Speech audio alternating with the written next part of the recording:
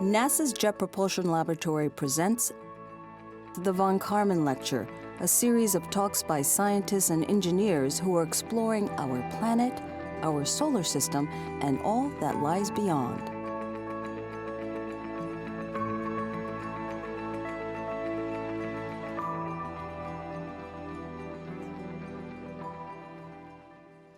Hey, good evening, ladies and gentlemen. How's everyone doing tonight?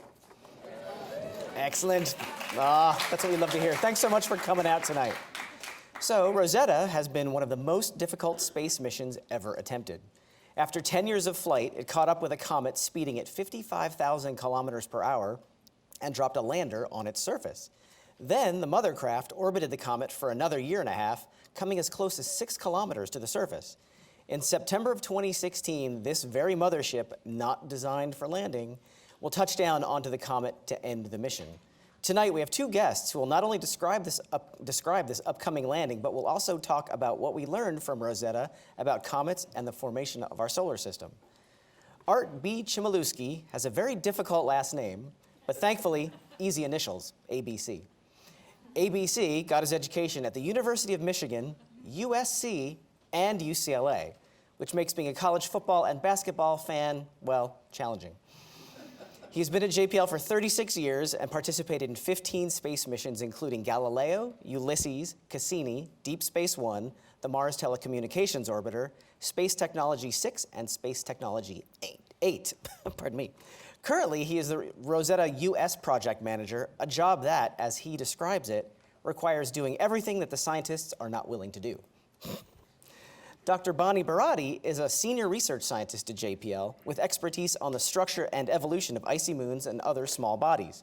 She holds degrees from MIT and Cornell in astronomy and is currently serving on the science teams for both the Cassini and New Horizons missions, as well as being the NASA project scientist for the Rosetta mission. The author or co-author of over 200 scientific papers, she was awarded the NASA Exceptional Achievement Medal, and the International Astronomical Union recognized her work by naming an asteroid after her. Ladies and gentlemen, first up tonight, Dr. Buratti.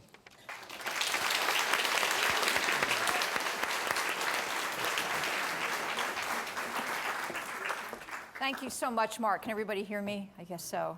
And thank you all for coming. It's just wonderful to see everyone so interested in comets. I'm going to start with a little bit of history, because comets, other than the major planets that we can see with our naked eye, they're the things that the ancients have really wondered about and kind of awed over. So this is, are we going to turn the lights down or keep them up or whatever? Okay, so this is an image, this is kind of an iconic image of a comet. And it shows you what comets are all about, the tail. Most comets have a nucleus, a rocky center. In fact, Fred Whipple, who was one of the grandfathers of modern astronomy, a Harvard professor, once called them dirty ice balls. And that is, in effect, what they are.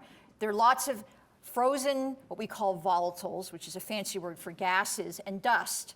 But the thing that we see, that we think of comets as being just so beautiful and awesome, are the tail. And I really like this image here. It's a French image from 1858. It's Donati's comet of 1858, I believe it was. It shows the two types of tails, the dust tail here and the ion tail. This is just dust and this is charged particles coming from this very small comet. They're typically just a mile or so in size. And if you are an astronomy fan, you'll notice the Big Dipper and Arcturus. So this picture is accurate. It's over Paris. And here's another iconic image here. This is of Halley's Comet during the last appearance or apparition. That's a fancy word that astronomers use to mean an appearance. This was the one in 1986. How many people saw it?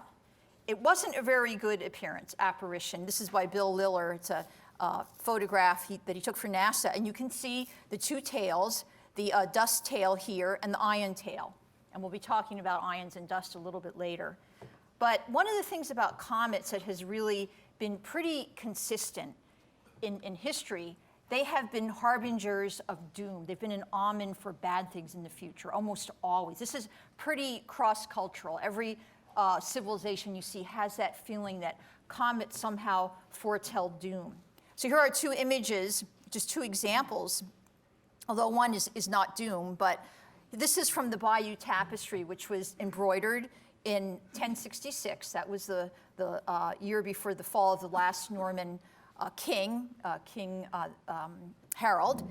And you see up here, there's this little expression in Latin, and if you did study Latin, you'll notice there's some grammatical errors in here. Isti murant stellam. It should be stellam, okay? But whatever it means, these men, they are marveling at the star. And here we have an embroidery of a comet, okay? And it turns out that there was an appearance of Halley's Comet. It comes back every about 75 or 76 years. There was an appearance in that year in 1066. And if you see here, there's a fleet of boats and of the Norman conquest. And here we have, on this side, we see the King Harold over there, and he's seen the armies come in to overthrow the empire. Now, on this side here, this is a fresco in the church. There's a little church in Padua, Italy, which I've actually been to because there was a scientific meeting there once. This is by Giotto, the Italian artist. This was made in about 1320.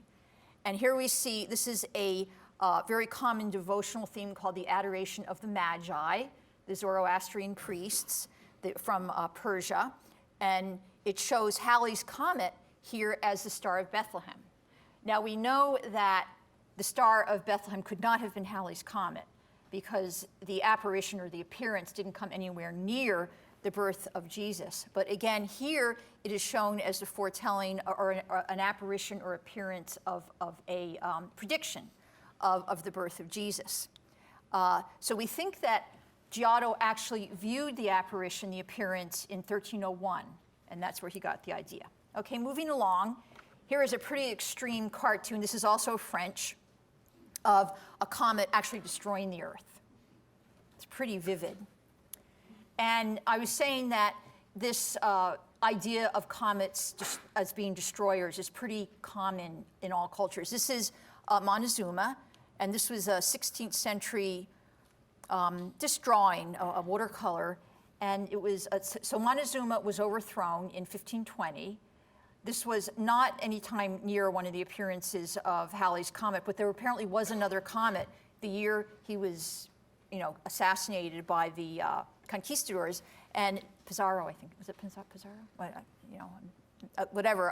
So this is seen as an omen of the overthrow of Montezuma. It's also true the Chinese tracked appearances of Halley's Comet back to about 400 years BCE. Turns out that they never realized that it was periodic. It wasn't really until Halley that we realized that some of these comets come back. They get captured by the sun and are periodic. But again, when Halley's Comet appeared in 276 BCE, it was said the next year the Empress Dowager passed away. So again, but why should we really care about comets? Why do they really matter? Well, here are three big reasons. The first one is that they are remnants left over from the very earliest stages of the solar system. They are what we call planetesimals, the building blocks that came together to form the planets. And research from Rosetta has shown they really are leftover remnants. They supplied the Earth with some water, probably not all of it, but a lot of it, and organic material. It's possible that most of the prebiotic material that led to the origin of life on the Earth came from the outer solar system, fed by comets. These are key to the formation of life. And the final reason is they are really potential destroyers. So here's a NASA artist's conception of what the early solar system looked like. You can see the sun and the planets forming. But all these little planetesimals came together to form the planets. And as you'll see, when we actually look at images and all the data on the comet that Rosetta explored, it will actually look like these planetesimals coming together. It will look like two planetesimals. Okay, so where are all these comets now? So all that debris that you see here is still around, but it kind of got shuffled around and is now in two major areas. Okay, so first of all, we have to think big. A lot of these comets were kind of flung out of the solar system and all collected in this area called the Oort cloud. It was named after Jan Oort, who was a Dutch astronomer, actually. He's since passed away, but it's really immense. It's huge. If you look at this, it's about 100,000 astronomical units. AU is the distance, an astronomical unit is the distance between the Earth and the Sun. It's about 93 million miles. So this is immense. It's huge. It's like a large fraction of the distance to the next star. And in the very center there, like a little dot, is the solar system. I have it expanded there 500 times. And this is the Kuiper belt. This is this debris, sometimes called the third zone, debris outside the orbit. This is the orbit of Pluto here in Neptune. That Pluto is a body that New Horizons made this first encounter with.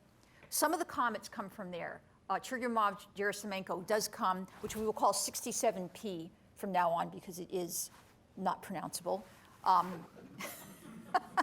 Okay, so 67P comes from the Kuiper belt, which is the Jupiter family, where the Jupiter family comets come from. But some of the long period comets and these comets that come pristine from the outside the solar system come from the Oort cloud. Now, don't forget, there's also asteroids, which are in this little, the asteroid belt's this little, that's also stuff left over from the origins of the solar system, although it's not quite as pristine as comets. That's just in that little area there. So that's kind of the background. But sometimes these comets are flung, comets and asteroids are flung into the inner solar system. And this is an example. Another NASA artist has shown this picture of an asteroid or a comet hitting the Earth. And there are some that even believe that the extinction, the great extinction at when the dinosaurs became extinct at the end of the Cretaceous geologic period, that it may have actually been a comet that came in, impacted the Earth, and blew up all this dust, which caused kind of a global winter, and eventually led to the demise of the dinosaurs and a lot of other species. Okay, so Art is going to talk about missions, but about the mission itself. But before he does that, I want to give a 30-second overview of what missions went before Rosetta. And I also want to make the point that the data was not very good. Okay, I mean, this is like the best picture. This is Wild 2, a comet that Stardust looked at.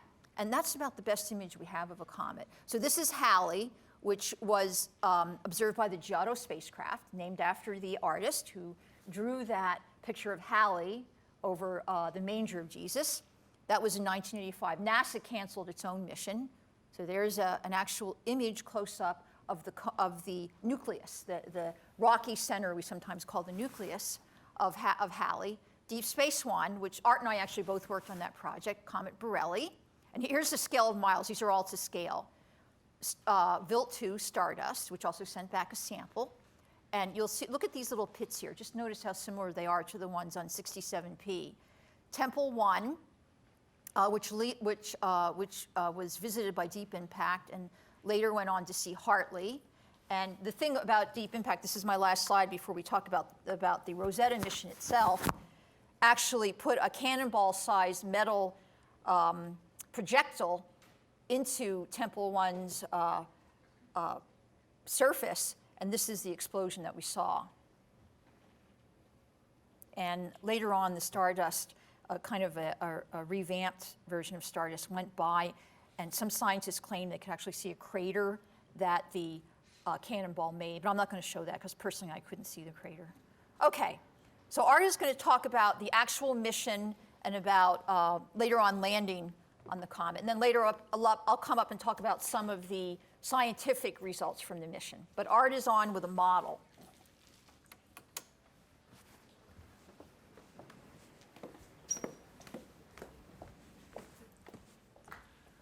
Hi, folks.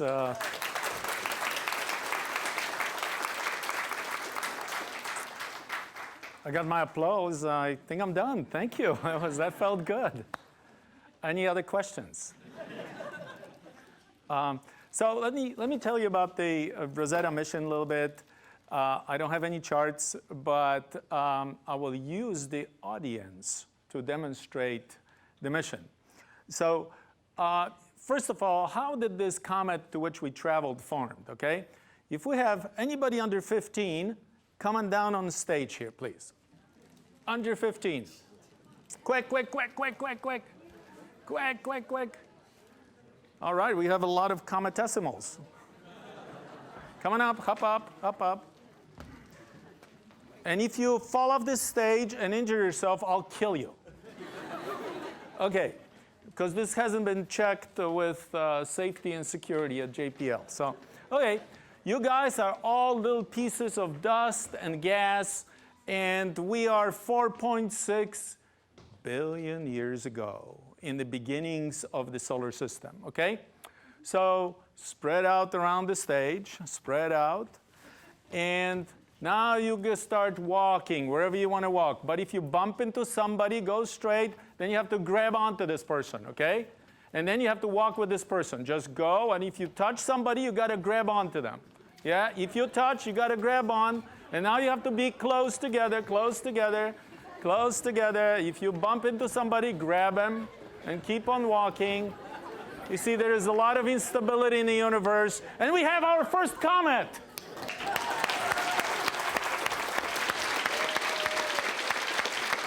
Okay, thank you, cometesimals. Thank you, big hand for cometesimals. So this is basically, you can, I know it's hard to leave the stage once you get on it. A lot of people in Los Angeles area have this problem. But so we're dealing here with a body that formed very early during the formation of the solar system, formed out of gas, out of dust, very porous, very 70% of the comet is actually nothing. So we have this body that orbits the sun, and it orbits it on this elliptical orbit, right? So let's, I think we need a spacecraft and a comet to demonstrate the principle. So yes, please. And what is your name? Come on up. Noah. What is it? Noah. Noah. Dr. Noah. Yes, Dr. Noah from University? Nothing. University of Nothing. It's a very small school. Okay, and can we have another volunteer? Okay, another volunteer, please. Under 80 would be good. Yes, please, come on up, come on up, come on up. And yeah, come on up. Kodiak. Kodiak? Yes. Okay, and Dr. Noah, Dr. Kodiak, Wesley. Dr. Wesley. Dr. Wesley from University of? Awesomeness. I don't know. University of Awesome Things. Yeah. Very good. And you are from University of? Home. University of Home. This is the first homeschooled university. Okay. Very good, very good. Okay, we have to approve the curriculum still. Okay, so now let me show you what the situation is with catching up with the comet. The comet goes around the sun, right? And when it goes close to the sun, it puffs up and shoots out all the smoke and all the dust and jets. So we have you, Wesley. Dr. Wesley will be the sun. Here, you stand here. And the reason he's a sun, because you can tell he's very bright. Okay, and then we have a spacecraft, and we're going to have a comet, right? So you're a spacecraft, okay, and you are a comet. And, all right. So now, okay, you have to land, Noah? Yeah. You have to land the spacecraft on this comet, right? So now, you are a comet, you go around the sun, right, like this. You speed up here when you're close to the sun. Yeah, go, very elliptical orbit. Come on back, okay, very good. And you go on the same orbit. So what did you notice? How can you land? You speed up. Spacecraft don't cheat. You don't have huge boosters. First of all, what did we notice here? What do you have to do, Noah, to land on the comet? You got to catch up. And the spacecraft was trying to catch up for 10 years. So, and I want to have a realistic simulation, so.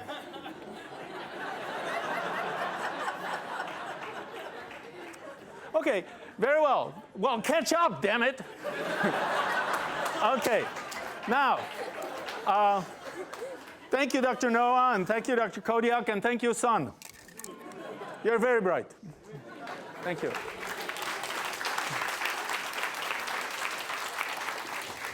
So this was the mission. This was the spacecraft. It's a So this was the spacecraft built by the European Space Agency with instruments from NASA. NASA had big contribution to this mission. And the huge solar arrays, they are actually the size of a tennis court because we're flying far away. And so this spacecraft, and then there was a tiny little lander attached to it, right? And we had to catch up with the comet. And it did take 10 years. Because we had to get some boost from Earth and boost from Mars. Amazingly difficult thing, because the comet is actually going at 60,000 miles an hour, right? So this is more or less like 4 times, anybody from Texas is here? Anybody? Okay. Well, it's like 4 times the speeding bullet, right? So you guys don't know what it means, but yeah, you're not from Texas. But 4 times the speeding. So imagine you have to catch up with a speeding 4 times the speed of a speeding bullet and hop on while this thing is spinning on the top of it and shooting gas and jets and particles, right? And you absolutely don't know what the surface is. You don't know if you're going to sink in the dust or you're going to land on a jet and get blown up. What's going on? You know, the mission was designed. This is the amazing thing. This is truly Star Trek. You go there, you know, and you explore, right? And so the lander was designed by the Germans, by DLR, when the comet was just 1 pixel on a picture, right? So, you know, how do you design something like this? And, we did catch up with the comet. And the only thing is that we were expecting the comet will be, you know, like one of these pictures, pretty much regular shape. And it turned out that it's a bizarre thing that looks like this, okay? And the actual size of this is, anybody from La Cañada here? Yeah, it's about like maybe 1/3 of size of La Cañada. So, you know, it's actually relatively tiny. And it's spinning, right? So, and there are gravity gradients because, you know, it has this irregular shape. So, so now you try to land this tiny lander. And that did happen in November. Maybe some of you were here. We talked about it about a year ago. The lander did land. And because it's such a low gravity, we picked a spot here. It was supposed to land here because it was a little flatter. And there's always this discussion between engineers and scientists, right? So Bonnie is here. She's a project scientist. I'm the project manager. And the reason we always have these 2 people is because we want to get to the safe middle, okay? Because if you ask Bonnie, you say, oh, we want to land on something exciting. You know, Pam, this is exciting. This is exciting, okay? This is boring. Engineers want boring. Scientists want exciting, right? So we ended up somewhere in the middle, right? And so the spacecraft did land here, and it's supposed to fire harpoons because it was supposed to hold itself down, very low gravity. If I jump, I stay on the ground because gravity. But the harpoons didn't fire, and the spacecraft bounced and disappeared from our camera. And it went somewhere. Later, we calculated where it's supposed to be. We figured it out from basic physics, and it ended up going across this crater, which is not a crater, and Bonnie will tell you about it, bounced over one of the hills, bounced over another hill, flipped over, and got stuck in a hole, like a golf ball. But it did transmit for a while to the orbiter, and the orbiter was going around all the time, going around the comet, and it's still doing this right now. And send some signals. 7 out of 8 experiments on the spacecraft worked, so we're very happy. Some scientists even liked the fact that it moved because they got a lot of data from different places. One experiment, you know, there was a drill, and these guys, when it fell kind of in a strange position, you know, the drill went, you know, instead of it was designed to go straight down and drill into the regolith, right? But because the spacecraft was sideways in a hole, this drill deployed and went something like this. After 10 years of flight and 10 years of testing and design of this, some of these scientists, they were doctoral students when they designed the drill. And the drill did something like this. Toot, toot, toot, toot, toot, toot, toot, toot, toot. And just didn't touch the surface and didn't access the sample. But that was the first landing and first mission. That's in the past. That's November 2014. Later I'll come back and I'll tell you about the next landing. First, we want to tell you more what we discovered at the comet. So Bonnie will be back. Where's Bonnie? Here you are. Okay, Handing out good. prizes. Let's roll the comet back.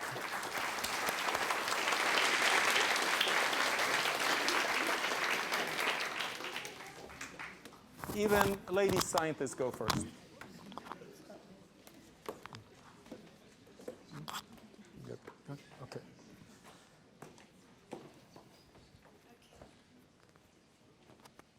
All right, can everybody hear me? Okay, so I think can you hear me now? Yes. Okay. So so you've learned that engineers are a lot more fun than scientists. I think that's what you've learned from this. Okay, so if there are any young people here in the audience, engineering is cool. I think you've learned that. So I'm going to talk about some of the hard science that we learned. I'll try to make it as interesting as possible, but I don't have any props or anything. I just have a few graphs. Okay, so here are some of the discoveries that we've kind of picked out to try to emphasize. The first thing is, as we were saying, comets are primordial. They existed from the creation of the solar system 4.6 billion years ago. They are the building blocks. It's the debris left over from the formation of the planets. And we found out that CG, or 67P as we usually call it, is composed of two separate planetesimals, and they are pristine. They haven't been processed very much. And the activity and water production on the comet were huge. There were just spectacular plumes coming out, and I'll show some. And we discovered an amino acid, glycine, on the comet, as well as other organics, things that are made of carbon, hydrogen, oxygen, and nitrogen. And we found layers and these things that we call dinosaur eggs. And we think that these dinosaur eggs are actually the smallest building blocks. When you saw the kids kind of running around, these are the fragments from which comets and ultimately the planets formed. And we also found some things unexpected about the composition. Okay, that's my most boring slide. So here is, for scale, the size of the comet. Okay, so this is New York City with the East River and the Hudson River on either side. And this is, it's about as wide. Its longest length is about 4-point-some kilometers, about 2.5 miles. So it would just fit in the kind of in the width of Manhattan. Okay, so it's not very big. It's a fairly small comet. Halley is about 10 miles along its longest side. But the thing that you see about this comet that is the most amazing is it does have, and you can see this here in the model, it has two separate parts. And these we're pretty certain, in science you're never totally certain, they're separate planetesimals. They are separate building blocks of this body. Now, how do we know that? Well, we've looked at layering in the comet, and the layering seems to be different. We've also looked at the density. As Art was saying, it's mainly nothing. I mean, the density, so water has a density of 1. The density is about half of that. So there's a lot of empty spaces in there. And we think that if it were processed and melted and heated during planet formation, it would be more solid. So it's kind of a fluffy thing. It just looks like these two pieces, like the kids out on the stage. They kind of were wandering around in the early solar system and just kind of stuck onto each other. And some of these things got bigger, things stuck together and became the planets, and some of them didn't. They were just left over. And one of the things you see is there's a lot of stuff coming out. We'll talk about these holes here later. These are actually the centers of activity, and it seems that all comets have these. Okay, so we did see a lot of water coming out of the comet. We didn't actually see ice itself until later in the mission. So altogether, during its active period, the comet produced enough water to fill an Olympic swimming pool about every 100 days. Okay, it was mainly in the form of these jets. They're hydrogen, the hydroxyl radical that come from water that's dissociated. But here's an actual bright spot of fresh ice, which we believe is from a cliff, and a rock just kind of got split and opened up. So there's a crust of dark dust on the outside of this comet, but inside there is water ice and other volatiles like ammonia and carbon dioxide and monoxide. But look at some of these odd little boulders here in the dust. Where does that come from? Okay, well, some of it comes from these jets. This is a jet from August of last year. And most of the jets we found come out from the neck, okay? That is actually not a rock. That's just a little crevice that's sticking out. Okay, but a lot of those boulders, we believe that you see on those images have actually come out of the vents. They're little tiny planetesimals that kind of explode out and collect on the surface, as well as the dust. Okay, I want to talk a little bit about the chemistry on the comet. The interesting things about comets is they are kind of windows into the past. What was the solar system like 4.6 billion years ago when the planets were formed? They kind of give the pristine view of the temperature conditions, the pressure conditions. Well, this was pretty unexpected. What are the two major gases in the Earth's atmosphere? Nitrogen and oxygen. Okay, molecular nitrogen and oxygen. Well, guess what? We found both of them on the comet. Both of these, we didn't expect this. And these gases are ice, and they seem to be embedded in the comet. They didn't come in later. They were formed in the early solar system, telling us that comets formed in an extremely low temperature environment, like 30 or less Kelvin, very, very, 400 degrees below zero, so colder than you can imagine. So this is a NASA artist's conception of what the early solar system looked like. So we have planet. This is actually a random solar system. It could be our own Jupiter-like planet, another planet. They're comets and asteroids falling into the planets, causing craters to form. They're comets coming from the outer solar system, bringing in these organics, bringing in these building blocks of life, bringing in molecules into the inner solar system where it's too hot for these things to form. Most of this was discovered by an instrument called Rosetta on the spacecraft. There's a little spacecraft there. Now you might have the question, well, did the Earth's nitrogen and oxygen come from comets? The answer to that, in the atmosphere, no. Oxygen, we know, came from life. It was produced by bacteria and other forms of life.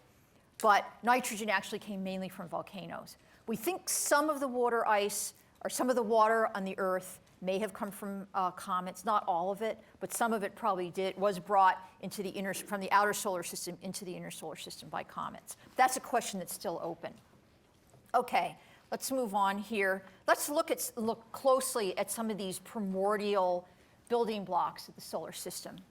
So if you look in this pit, and most of these pits are areas of previous activity. And if you look, so we're looking down into the center of the comet. Look at all these little, this is about 40 meters here. So each of these little they're like boulders, compacted boulders, are about a meter. We call these dinosaur eggs.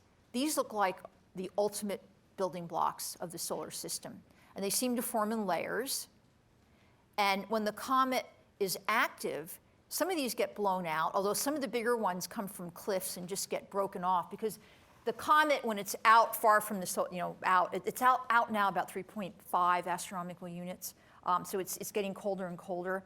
But when it comes into the inner solar system, it heats up, and there's a lot of thermal processing. So a lot of these cliffs kind of get fractured.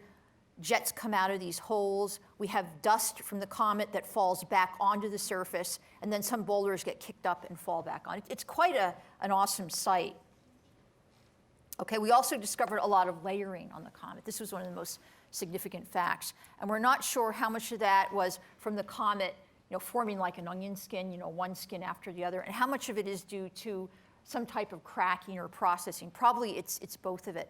Here are some of these boulders. We see some of the dust. This is the neck, okay?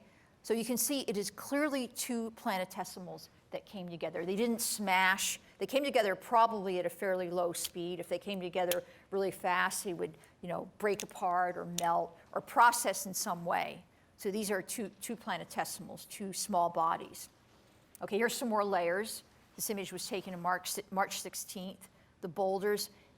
Here are, possibly areas, we think that some of the fresh ice is exposed at these cliffs.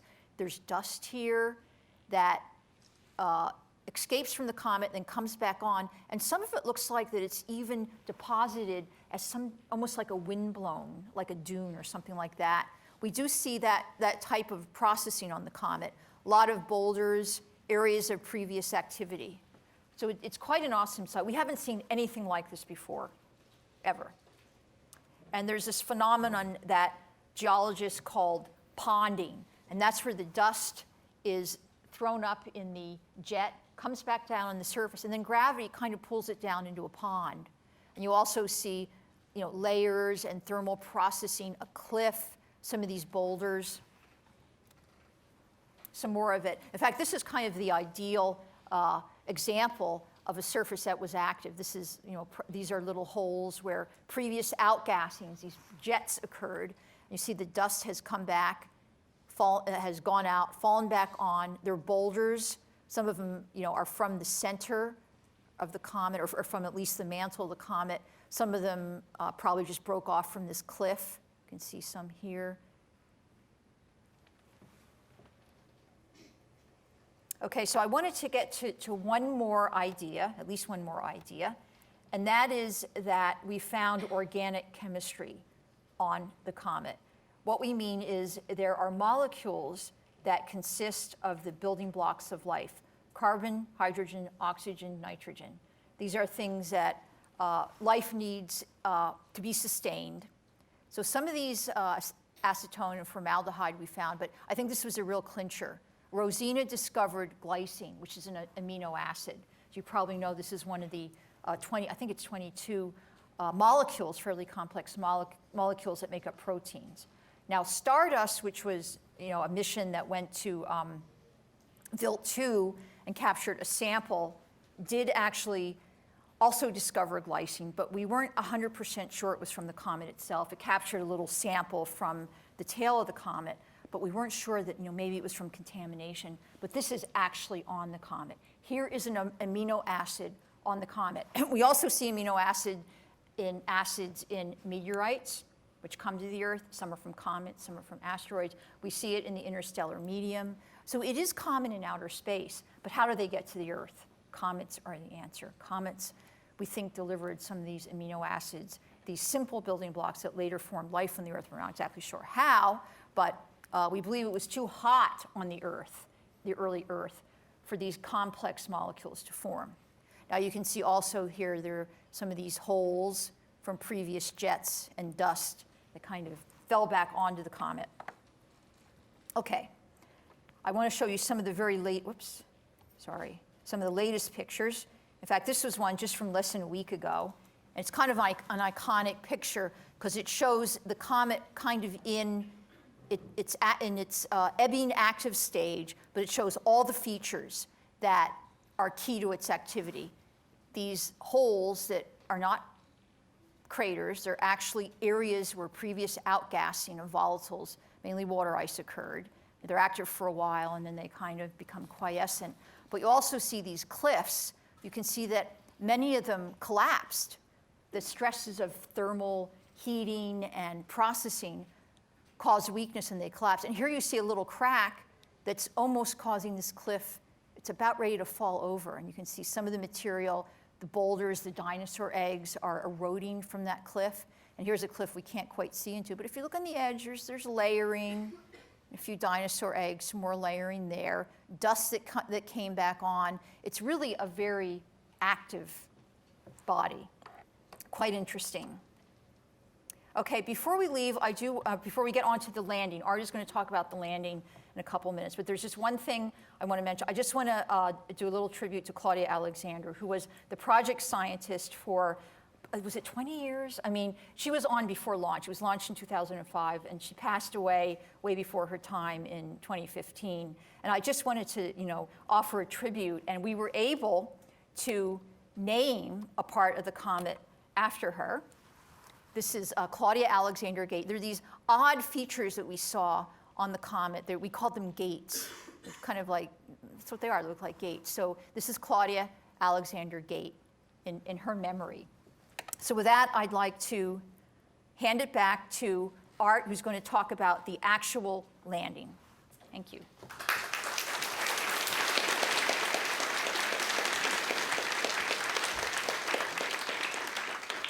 Okay, once again, do we have anybody who is under 15? Please stand up. Okay, do we have anybody who is under 30? Please stand up. Okay, do we have anybody under 45 or somebody who'd like to feel that he's under 45? Please stand up. Okay, now sit down. I don't have a job for you, I just wanted to give you some exercise. Okay, Americans don't exercise enough. Okay, and that would conclude the entertainment portion. Bonnie was talking about dinosaur eggs. My son is here, Marcus. Marcus, stand up. Marcus is 14 now. So one day I came home and I told Marcus about these dinosaur eggs. And I said, oh, we found dinosaur eggs on the comet. And that was a few years ago. And Marcus very astutely observed, he said, Dad, if comets destroyed dinosaurs, how can you have dinosaur eggs on the comet? An excellent point, Professor Chmielewski. We're coming to the second landing. This is not a landing, it was by any means part of the mission, or it was planned for. But before we get to it, I just want you to take a slight pause and think about these pictures that Bonnie showed you. Because, when you work on a space program, and you first, for example, I work on a mission now. I started working on a mission. Rosetta is coming down to its end, and I started working on a new mission. The launch will be in 2024. Maybe it will be delayed. Maybe it will be 2030. But if it is in 2024, we will get to its destination in 2034. And we're going to orbit this body for 3 years, getting data. And this presentation, like we're giving you this right now, will be in 2035, 36. Okay? So this is the kind of planning and effort goes into it. And then, you launch the spacecraft goes there for years, and one resistor burns out. How many times for no reason your refrigerator failed? You open an umbrella and it goes, and it's like the simplest mechanism. One thing breaks. This spacecraft was flying for 10 years, and we even had to put it to sleep for 2.5 years because we were so far away from the sun that these solar rays were just not producing enough electricity to run the computers or to run any science instruments. So these solar rays are 8 kilowatts when they are in Earth orbit, but when you're past Jupiter, they deliver 350 watts. That's just enough to run a couple of heaters attached to the computer so the computer doesn't freeze. And the only thing the computer was doing is counting down for 2.5 years, counting down. Because we were going very far away from the sun, very cold, and then we were waiting for the spacecraft, which was sleeping, to come closer to the sun, that there will be just enough power to wake up its systems. And the wake up was, I was here in the Mission Control Center, and the wake up was supposed to be at 10 a.m. And it was 10:01, it didn't wake up, 10:02, didn't wake up, 10:03. And usually when something like this happens, how late is going to be your computer in counting down? It woke up 16 minutes late, okay? And there are some good engineering reasons for this. It had to reboot the software, and it was doing this by itself. So that was very impressive that software engineers designed it right. But because it had a problem during the 2.5 hours of its sleep, 2.5 years of its sleep. But, and then you get to the comet, and the comet looks so bizarre, right? And then everything works, and you get these pictures. And some of the scientists, Claudia died without seeing a lot of these pictures. There were people, we had some deaths on the team, professors who designed the instruments. So it's an amazing effort, and it's just a testament to people's hearts, people's knowledge, people's perseverance, okay? So support your space program. But it is,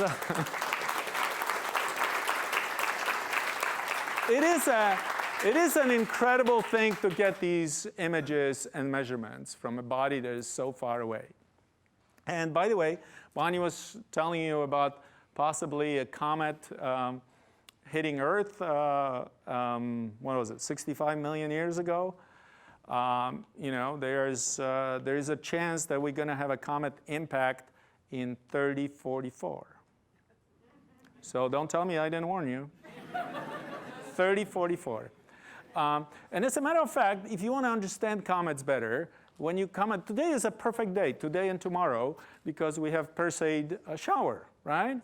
And what the shower is basically tiny little particles that came out. You know, what we see in the sky is a tail of a comet, and it's humongous, okay? This thing is tiny, kilometers, right? But the tail is hundreds of thousands of kilometers, right? And that's why you can see it. These are little tiny pieces of dust that when they line up with your eye and reflect the sun into your eye, you'll see it as a little mirror, and that's how you see these amazing tails. Well, what do you see today in the sky? And as a matter of fact, if you come out, there will be a lot of light, so you can't see it. But around 11 p.m., I think it is, you know, if you look in the sky, just in this direction, like you were coming out of the auditorium, you can see the meteor shower. And all it is these tiny little particles that came out of the comet, right? And Earth is going through it, and they are re-entering atmosphere and burning up, and that's what it is. These are, you're going to be able to see pieces of comet today. And the reason they burn up is because they go that fast. They go as fast as a comet, so they re-enter like 4 times the speeding bullet, right? You'll remember that, right? You can impress your friends. Oh, pieces of a comet. You know, they go 4 times as fast as the speeding bullet. Remember that so you can impress your friends. Okay, so this is actually today's lecture is a preview of what's going to happen on September the 30th.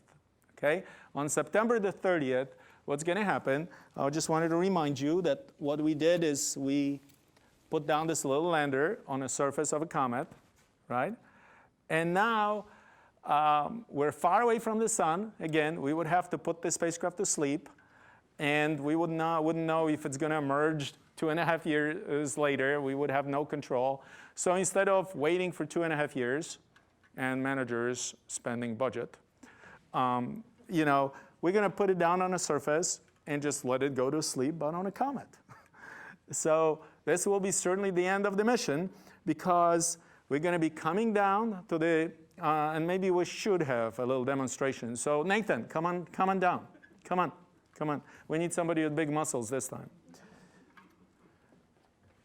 And by the way, it's worth it to come to these lectures sometimes, because I met Nathan. Where did we meet? You tell him, because you know that I have no credibility. We met at the open house and at the NASA social event. Yeah. So we met at an open house, and Nathan was really interested in the comet, so we got in a conversation, and it turns out now he went to the School of Engineering, and I want him to come down and work next summer at JPL, maybe even this Christmas, right? Yeah. So, yeah. Thank you.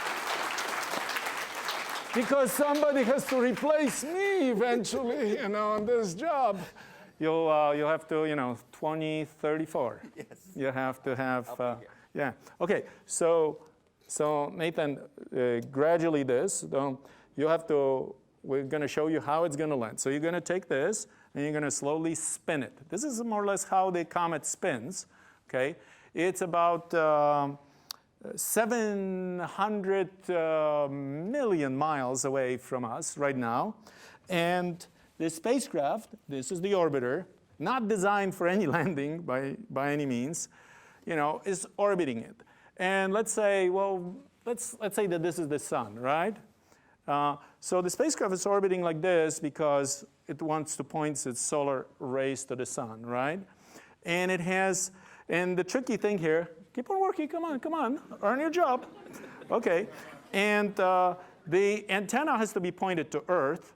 The solar rays have to be pointed to the sun, right? And the instruments at the same time have to be pointed to the comet. So, you know, it's like it's a contortionist, you know. It's like, what is this game that you put down your hand and, what is it, twister? Yeah, so it's the spacecraft is a twister all the time, right?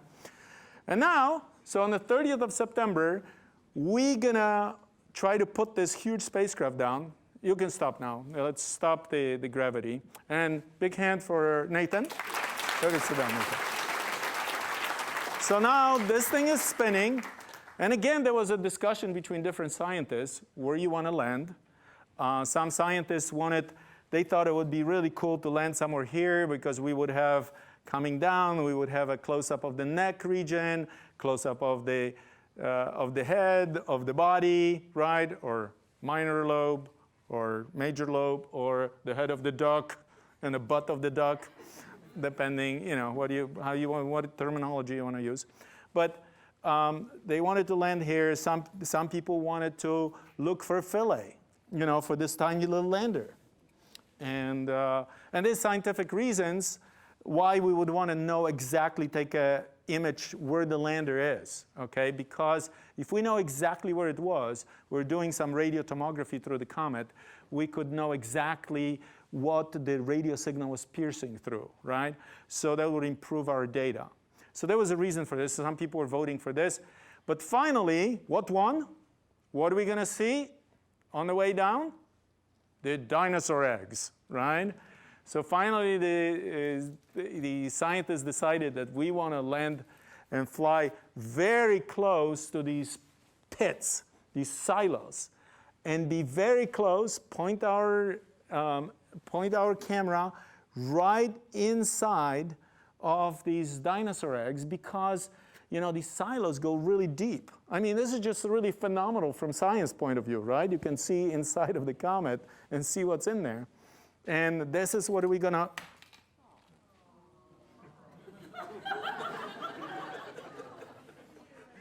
You know whose fault it is. Okay, so we're gonna look, and there are 3 of them lined up in the area here, so this is where we're gonna land. You can't see it from over there, but there is a pit here, and there's another pit here, and there are 3 pits in a row. So this is where we're gonna go and try to actually land almost like into the pit if we can, but we can't have this precision because we have to shut down the spacecraft when it's that high. We have to shut it off because if we didn't, you know, there would be instability and the spacecraft would shut itself off and there would be some uncontrolled situation. So we're shutting it down an hour earlier, and wherever it lands, and whatever it shows us, okay? But probably, you know, it's going to hit with the solar ray first, maybe with the antenna. It will be spectacular, okay? We engineers, we love it. You know, first time they let us do this, you know, demolish the spacecraft at the end, yeah. Yeah, scientists. And this is what you're going to see on September the 30th. If you like to come back here and watch this spectacular death of our spacecraft, then please come. And of course, you know, all the science instruments are on one facet, so when we'll be approaching, eventually we're going to crush the camera, because we're going to be pointing it down. And this will be it for Rosetta. So please come back on the 30th of September, 8 a.m. The actual landing is at 4:10 a.m., but you know, that will take just the signal from the comet. It takes 40 minutes to get here. Pictures have to be processed, so it will take some time. We'll see what's inside of the comet. Thank you very much, and thank you so much for coming.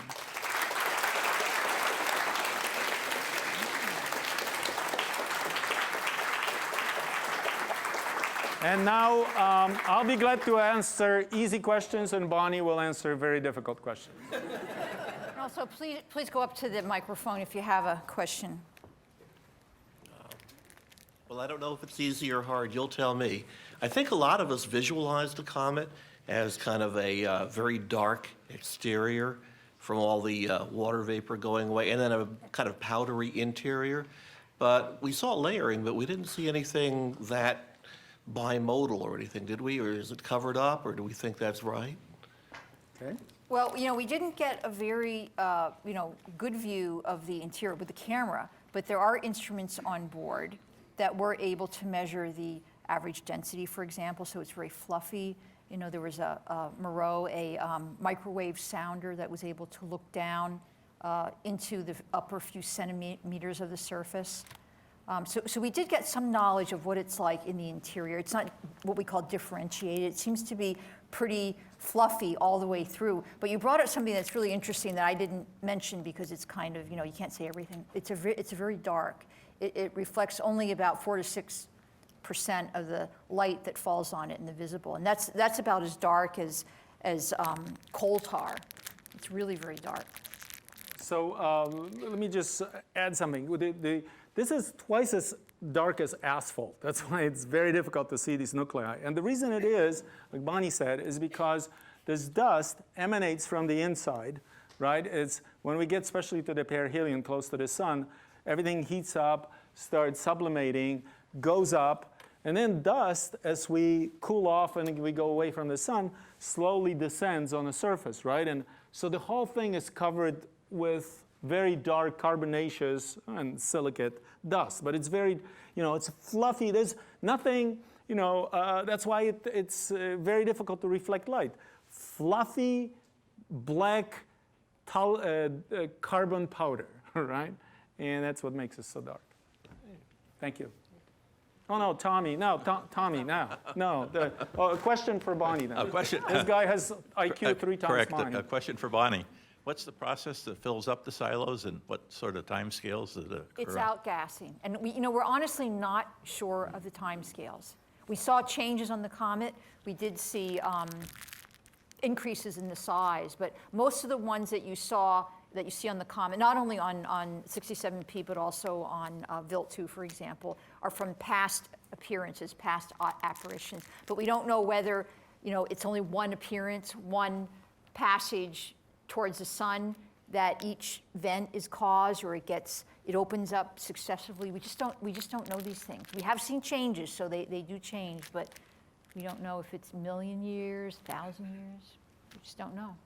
Thanks. But what was fascinating to me about the jets, right, is that some of these jets would activate themselves and would last only 20 minutes, right? And because the explanation that I heard of this was that you can imagine there are like these gas bubbles forming underneath, and so there's this huge gas bubble here underneath the surface, and then if something cracks, there's a little opening, and the gas starts coming out violently and blows off the top surface like a sewer cover into the space, and now you have this jet, and the jet shoots out and leaves this silo underneath, and comes out, and some of these jets lasted what? A couple hours. Yeah, Yeah, but there was and- one 19 minutes, very I think short. the biggest ones were a couple hours. But So that's how this surface is processed.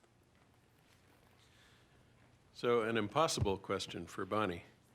Tonight's comet, Swift-Tuttle, whose debris we're going to be entering, how well is it characterized? Do we know it's all tiny little particles, or could there be some minor lobe waiting to hit us? I see. There are a lot of, I don't know the answer to that. There are a lot of amateurs observing these things. And I would think that if there were, in order to get through the Earth's atmosphere, to hit the ground, you have to be about maybe half the size of this room. And I think if there were anything that big, some amateur would have observed it coming off of the comet. So I don't think there's anything that would harm us. That's kind of my first, off the top of my head, what I would say. But there could be things like, most of these things that we see are like fist size or even smaller. There could be baseball-sized things coming off, and that's what we see in the atmosphere tonight if you look. And what we see from Churyumov Gerasimenko, for example, is that most of these particles that you see entering tonight are probably like the size of a grain of sand and smaller. Yeah, right? that's true. Yeah, they're Because to smaller. be removed from the comet and not fall back, they would have to have very little gravity, so they separated themselves, went far away, that they were not under, there's, gravity is mass of one body times the mass of the other body. So there would be small sizes, and that's why these reentries, which we see, like Bonnie says, are just tiny particles, sand size. We saw some boulders fly off Churyumov-Gerasimenko, and I tell you, this is an exciting thing. And I'm sorry to keep you standing, but let me just tell you this, because this is so unintuitional. When you're in space, and we're used to seeing, okay, I see Rhodey here in the first row. I see him very well because there's very little air and pollution, right? And there's also, I know what size is a human being, right? So I know, oh, he's in the first row. He is 3 meters from me. And the gentleman in the yellow shirt, what is your name? Tom. Tom. And Tom is about 20 meters from me because I don't think he's a tiny, skinny midget, okay? I'm thinking he's the same size as Rhodey.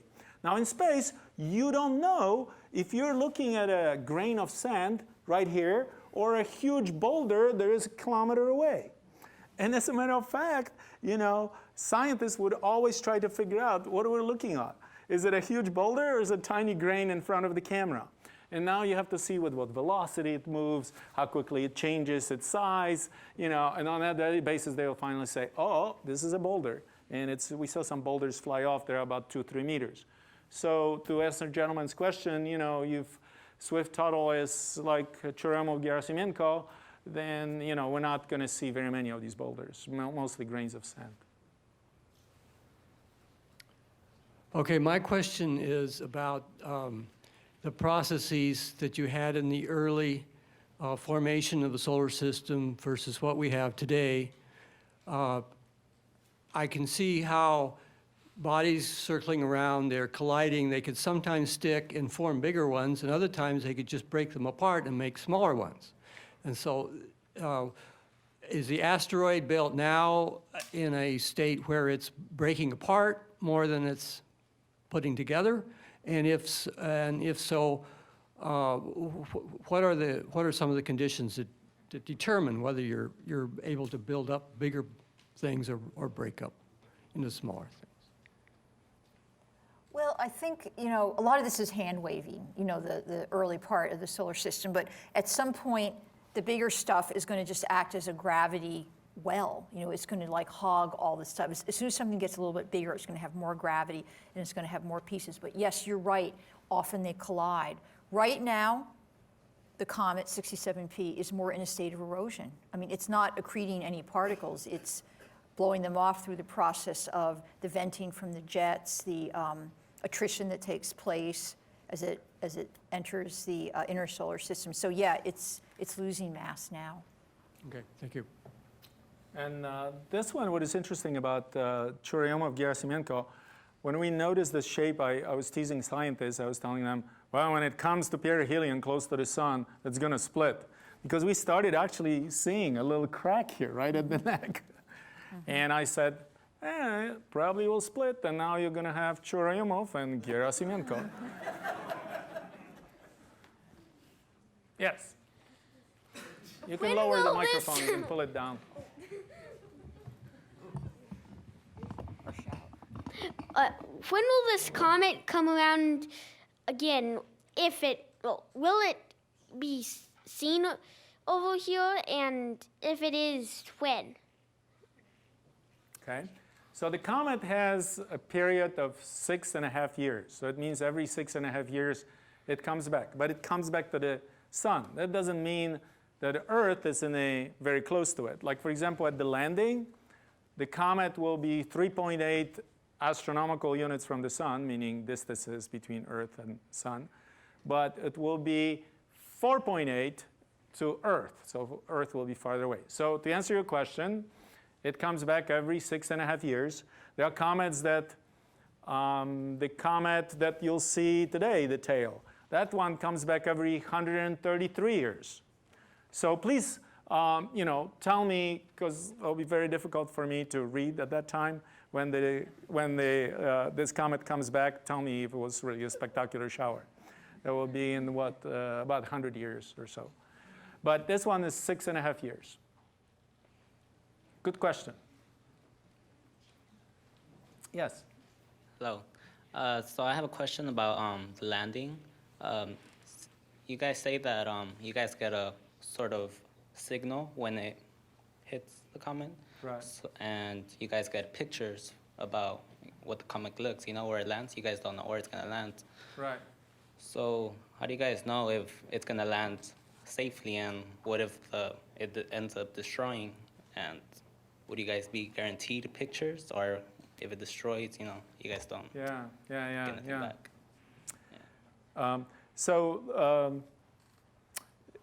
We're going to be getting images as we approach the comet, right? So it's actually, let's clarify one thing, because people are used to Mars landing and 7 minutes, what is it, 7 minutes of terror, right? 7 minutes?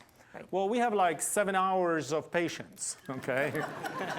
So it really goes about 50 centimeters per second. So it it goes like this. So it's very slowly, and it's taking images as it approaches this. So the interesting thing is you really have to figure this out, the gravity, the math, the rotation, the geometry, because it's coming with certain speed here, and then this thing is spinning. So you aim, you want to land here, right? But you're actually maybe here, and you're waiting for the comet to rotate. So, but it will be images as it descends. We don't know if it's going to even make it that close to the surface, because as Bonnie said, these are actually 2 comets. They have slightly different density. So there's gravity well here, okay? We don't understand it very well. So as this thing will be flying, maybe it will dip and then hit the head. It's very difficult to say what will be happening. But it's not sudden descent. It's a slow, very slow ballistic descent. Thank you. Thank you. Okay, in view of the far distance, the weak solar radiation, and the orientation problems that you had, in this mission or other missions, would it be worth considering to use thermal generators, electric? Solar electric propulsion. Right. General purpose heat source, radioisotope thermoelectric generators, you wanted to say. Thermoelectric generators. Yeah. Yes. RTGs, yeah. RTGs. Yeah, we would, we had RTGs on Cassini. We had RTGs on Galileo. We would love to have RTGs, but, it's very difficult to get RTGs these days. Like, for example, the mission I'm working on to Saturn will have solar arrays, which is a little crazy, but because some folks feel that RTGs Radioactive. contain the most toxic substance on Earth called plutonium, named after the god of underground, Pluto. And because of that, we have some very difficult to put them on a spacecraft without protests and lawsuits for many years and things like that. It's also a European mission. It's a European mission, so they have even worse problems over there. Thank you. Hi. Okay. At one point, you showed an image that was, it showed a dent on the comet, and you specified that it was an old hole from one of the jets, and that it shouldn't be confused for, what was it, a crater? Crater, yeah, an So, impact crater. I wanted to know how you knew the difference between a crater and a hole from a jet. When scientists first saw these holes on Wild 2 and on other comets, the first impression was that they might be craters, but then geologists actually count craters and measure the diameters of them. And from that data, it wasn't typical of what impact craters, that is, craters formed when another object comes in, hits the object, and just the shape of it wasn't right either. It wasn't really the kind of bowl-shaped thing that you see on impact craters like on the moon. So it was, pretty soon after these holes were discovered, theorized that they were locations where gases that were vents of sublimating gases came out. An excellent question. Thank you Thank for you. asking. Yes. When the Rosetta lander lands, will it be still functional, or will it be like obliterated? It will die. Now, it will die. Okay, so you can imagine the spacecraft with huge solar rays, very difficult to control. So when it does hit the surface, it will tumble, it will roll, it will bounce, it will come down again, but we will not see it because probably the instruments will be damaged. So, but it certainly will not survive the crash. Yes. Hi, a couple of interrelated questions. How close does it get to the sun, and what did you measure the temperature of the surface, and why don't we see evidence of some kind of melting on the surface if there are jets forming underneath the surface? Yeah. We did measure the temperature. There were instruments on board to do that, and it doesn't have the atmosphere to sustain liquid water. It just sublimates into outer space. But we do see quite a bit of thermal processing. A lot of the cracking, and there's annealing, there's a crust on the top. So we do see a lot of thermal processing of it. So what was the temperature? To answer your question about the temperature, so when we first caught up with the comet and we first landed, right, the temperature was, because it changes depending how far you are from the sun. So, and this is what's fascinating to me. So it was about 120 Kelvin, minus 150 Celsius, right? Very cold. When you got very close to the sun, and it was only 1 AU, the areas that were in the sunshine were about the room temperature. Okay, so it was very warm. But what was fascinating to me to see on this comet, that like when the sun sets on Earth, right? Well, what time sun sets now? 8 o'clock, 8 p.m., something like this, 7? What was the temperature at 6:30, for example, here? Anybody? What do you think? 80? 80s. Right, 80s. And after sunset, about an hour at 9 o'clock, what was the temperature? 70s, low 70s. High So, we're used to this because we have atmosphere. On the comet, what we noticed, and that was fascinating to me, it's like on, off, You're in the sun, you were, 30 C. You are in a shade, you go to minus 100, okay? So it's like, if you're on a comet and you don't want to get very cold, you would have to be running with the, with the sunset. So you're always past the terminator. But that's really something surprising. There's very little thermal inertia on a comet.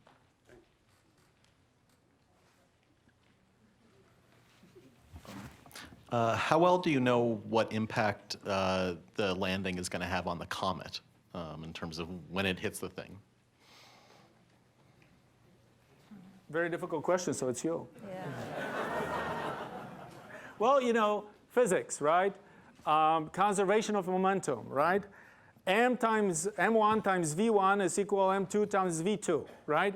So the mass of the comet, M1 is equal to 10 to the 13th kilograms. The mass of the spacecraft is 10 to the third, not quite, 2, okay? The velocity of the comet is 150,000 kilometers times velocity of the spacecraft is the same, so they nullify each other. So now you have something that is 10 to the 13th and 10 to the 2nd. So the effect is negligible. Will not knock it off its trajectory and direct it to Earth. Thanks. How did all the gases get in there in the beginning? Okay. Well, the comets formed in a cold part of the cloud of gas and dust from which the solar system formed. So out there where it was pretty far out, there was just a lot of stuff that you get, when it's cold. Like if you go to the Earth's poles, for example, the North or South Pole, isn't there a lot of ice up there? Same way in the solar system. If you go out to the areas that were cold, you see a lot of ice. Not just water ice, but you see methane, ammonia, all those things were frozen. And those things all got frozen into the comet because it was formed out there where it's really cold. And then when it comes into the inner solar system, it just all sublimates. We will allow only 80 more questions. Each spacecraft, you design the instruments according to the mission and what you want to accomplish. I mean, Voyager or Cassini or Galileo. This one is very peculiar and very special. How are the instruments designed for this particular mission, and what did JPL do and the European spacecraft? Give me some idea about the instruments itself. Yeah. Want to talk about a few instruments? Yeah, well, first of all, when you begin a mission, you do it for the science. I mean, engineering is really fun, but you're going there to answer questions. So you first start out with the questions that you want to answer, okay? It's called the science objectives. And then to answer those questions, you have to have specific instruments. So if you want to know the composition of the comet, that was a big question. You have to have what's known as a spectrometer, something that will measure how the surface reflects light as a function of color or wavelength. So we had a spectrometer on board. That was a European instrument. We had, of course, a camera. You basically need a camera just to understand the shape of the comet. We had a microwave sounder. That was a JPL instrument. We had an ultraviolet spectrometer to understand the coma, or the gases, the ions around the comet. That was another big objective. And then we also had a radar instrument. It was really a European team, but JPL used the Deep Space Network a lot for that, where we used radio waves to study the interior of the comet. So you go from the science objectives to the specific instruments, which JPL had a few instruments. 16 instruments on board of this spacecraft. Normally you see maybe 3, 4, 5. This one had 16 on the orbiter and 10 on the lander, 26 instruments. So, it's very expensive. We call it flagship missions. Europeans call it cornerstone missions. Very expensive, a lot of instruments, a lot of difficult operations. We call it Battlestar Galactica. Another question about the RTGs. Besides that, we don't have enough plutonium to actually, but was that the main reason for going with the solar rather than RTGs? There are a lot of reasons to go. If you can go solar, you go solar. If you think that you can stabilize the spacecraft, you go solar. It's cheaper, it's safer. I worked on nuclear generators for Ulysses and Cassini, the RTGs, and it didn't affect me at all, The radiation has no effect. No, okay. But, sorry, could you please stop recording? You can really act. But, the process of environmental safety approval is very long. It costs hundreds of millions of dollars. So you do it for cost, you do it for difficulty reasons. Installations are difficult because you have to, if you have radioactive source, you do it for many reasons. If you can go solar, you go solar. Thank you. And the last question, maybe? The last question? Yes. Oh, okay. Yeah, maybe in the meantime, you can ask your question, please. This project started like 20 years ago. Yeah. And the planning and the making parts, then, travel 10 years. So now we have this information. when you plan this project, do you aim this special comet, or you happen to be land that comet? Yeah, How you're do you asking if we're planning it for this comet? Yeah, how do you choose this one and ends up here? Yeah. Well, we didn't choose this one.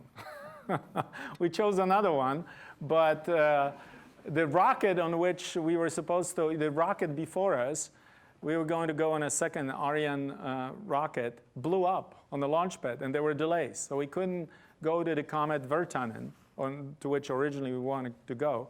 So we picked this pixel in the sky because it was in the right orbit. It wasn't going too close to the sun to overheat and break up while we land. It wasn't going too far. You know, the velocity of the comet, the size, all of these things were considered. And the main thing was it was in the right place that we could launch and catch up with it. So it's a lot of flight dynamics calculations go into it, mainly because this is a comet where you could catch up with. But it wasn't our original choice. And it gave us a beautiful surprise because it's such a bizarre object. So when you launched this spacecraft, you aimed at this object? Absolutely. Okay. Yes. Thank you. We have a couple questions from the web that I'm going to also briefly go over. Alexander asked, can the weight or density of the comet be compared with any mineral on Earth? I think pumice is the only one I can think of that would be, that basically would float on water. There's not many things. But you have to realize that so this comet is about half of density of water, but it's actually, because it's so porous, but it's about 80% solids and 20% gases, okay, which are frozen. And its reason it's so light is because a lot of pores. Mm-hmm. And then another person asked, how do the gases form inside the comet? Well, they're there in the beginning. I mean, the comet formed in a very cold part of the what we call the proto-solar nebula, the gas and dust from which the planets formed. So it was very cold out there, so they were just included in it. And there's a space between the layers. There are a lot of little spaces and gases that, as Art mentioned, do get pressurized and blow up. That's what forms the jets. Art, this is one you might want to take. Did you take deep space communication delay into account when deciding where to land the spacecraft? Absolutely yes. Of course, the delays, there are different delays, and I don't want to get too technical here, but of course there's a delay in the flight time of the signal. The signal flies through vacuum with the speed of light, but because it's so far away, light flies with a speed of 300,000 kilometers per second, but we are right now about 750 million kilometers away. So, so the signal takes about 39 minutes to get to us. So that's one delay, and then of course there are the delays because the spacecraft is moving. There's the relative motion, right? So there is also for Doppler tracking, right? So there's a relative motion of the spacecraft moving away from Earth, and the antennas on Earth are rotating. So there's, it's a nice exercise in vector addition. I think we have everything. I want to thank everybody for coming. Thank you so much for coming. Don't forget to come to the event. Thank you. And if you want a photo op with Shuraimov Gerasimenko, please come on stage and you can take your picture, your selfie with the comet. Yeah, that's a good idea.